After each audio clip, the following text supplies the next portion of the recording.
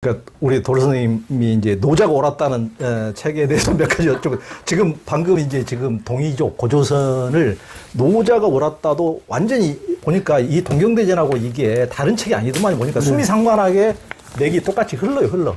똑같이 이렇게 하나의 맥으로. 그러니까 이 책은 이거 목판 활자본 발견하기도 전에 이거 쓰셨는데 어떻게 이렇게 수미상관하게 이렇게 만들 수가 있죠? 그게 그러니까 그런 문제의식 어떤 고조선의 그런 문제의식이 노자하고 사실 동경대전은 내 의식 속에서 같이 갔어요. 왜냐면 내가 한국신학대학을 나와서 고려대학을 갔을 때 고려대학 철학과가 동학의 본산이었거든. 그 최동희 선생하고 신일 선생이 천도교가 그때는 좀 돈이 있어가지고 학술 지원을 했단 말이에요. 그래서 한국사상이라는 그 잡지를 하면서 그 당시 그 유명한 승무를 만드신 승무라는 시를 지으신 조지훈 선생이라든가 이런 분들이 다 같이 합동해가지고 한국사상 운동을 할 때 내가 첫 수강자란 말이에요. 그러니까 그때 나는 이미 그 칸트 강의와 더불어 동경대전 강의를 들었다니까. 그러니까 나는 아주 엄청난 럭키한 사람이죠. 그렇게 해서 그때부터 그때 이제 또 김충일 선생님이 대만에서 오셔가지고 동시에 같이 노자 강의를 해준 거지. 그래서 그때부터 뭐냐면 불과 21살 때 그때부터 이 동경대전과 노자가 같이 들어왔는데 처음에는 내가 동경대전은 이거는 함부로 건드릴 게 아니다. 언젠가 기회가 올 거다. 근데 기본은 뭐냐면 중국 고전을 먼저 마스터를 해야만 동경대전을 할 수 있겠다. 이렇게 생각이 된 거예요. 그 당시에. 20살 내외에서. 그래서 그때에 노자로 석박사를 다 한 거죠. 그래서 노자하고 주역으로 이제 파고 들어가면서 나중에 이제 유교경전들 뭐 논언이 맹전 이런 거 다 했고 그러니까 이 노자를 공부하면서 느낀 것은 뭐냐면 노자는 역시 이거는 중국만의 사상일 수가 없고 고조선의 영향으로 생겨난 사상 유형. 그러니까 이게 뭐 노자가 어느 나라 사람이다 이런 게 중요한 게 아니에요. 그 사고 유형이 이 노자는 하나의 그 고조선 사상의 핵심이었다. 그리고 그것이 이 중원에 영향을 준 것이다. 이렇게 생각을 하게 됐고, 그러한 노자 사상과 이 결국은 수운의 이 동학에 흐르는 줄기는 결국은 같은 줄기로 19세기 중반에 우리나라 역사에서 만났기 때문에 내가 사실은 1999년에 EBS에서 노자 강의를 시작해서 결국은 이 새로운 이 방송 문화를 만들었다고 해도 과언이 아닌데 그 노자 강의를 내가 밀레니엄 특강으로 시작을 했다는 것 자체가 결국은 사실은 이 동학을 내가 맞아들일 수 있는 하나의 이 사회적 기반을 노자로 형성시켰거든, 내가. 그러니까는 사실 지금 말씀하신 노자와 동경대전은 하나죠. 하나예요. 그러니까 노자를 어떤 이제 고조선의 어떤 사상가적 어떤 측면에서 굉장히 그걸 또 이제 그 나름대로 굉장히 논리적으로 이제 또 전개를 하셨고 그러니까 중국에서 지금까지도 이제 노자는 어떤 주류가 아닌 이런 식으로 완전히 배척하고 늘 당연히 뭐 묵자도 그렇지만은 그래서 이제 묵자도 동이족이라고 이제 많이 또 이렇게 하는데 묵자 사상 같은 경우도 이제 천하에 남이 없다. 천하에 남이 없다. 하여튼 우리의 어떤 굉장히 이렇게 천인합일 사상과 비슷한 어떤 고조선의 어떤 사상과 맥이 닿아있다고 이렇게 보여지는데요. 그런 이제 도로 선생님은 노자의 정치 철학의 핵심을 부쟁으로 봤어요. 아까 이제 평화를 말씀하셨는데 우리 고조선의 독특한 우리 민족의 맨날 싸우기 좋아하고 뭐 사무라이처럼 뭐 칼질하고 이런 게 아니고 어떤 평화의 어떤 독특한 평화를 살아가는 이거 말씀해 주셨는데 부쟁이라고 했어요. 부쟁. 그러니까는 결국은 그 상선약수처럼 그 물이라고 하는 도의 근원을 파악한 사람들은 그냥 물이라는 게 항상 흐르면서도 바위를 만나면 비켜가고 다 싸우지 않는단 말이에요. 비켜가고 항상 저 중인지 소오라 항상 자신을 낮추잖아요. 항상 높을려 올라가려고 그러지 않고 항상 낮은 데로 흘러가는데 그거 알고 보면 산꼭대기까지 높은 데까지 다 올라가거든.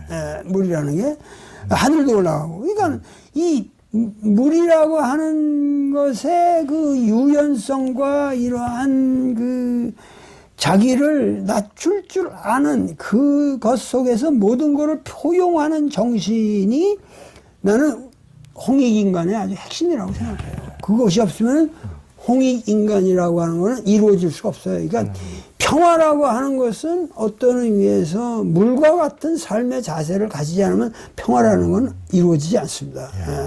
그러니까 내가 오늘날 뭐 여기서도 나는 여기 항상 지금도 닭 키우고 뭐 그러니까. 제마밭 가꾸면서 이렇게 살고 있지만은 동학적인 삶을 사시다니까.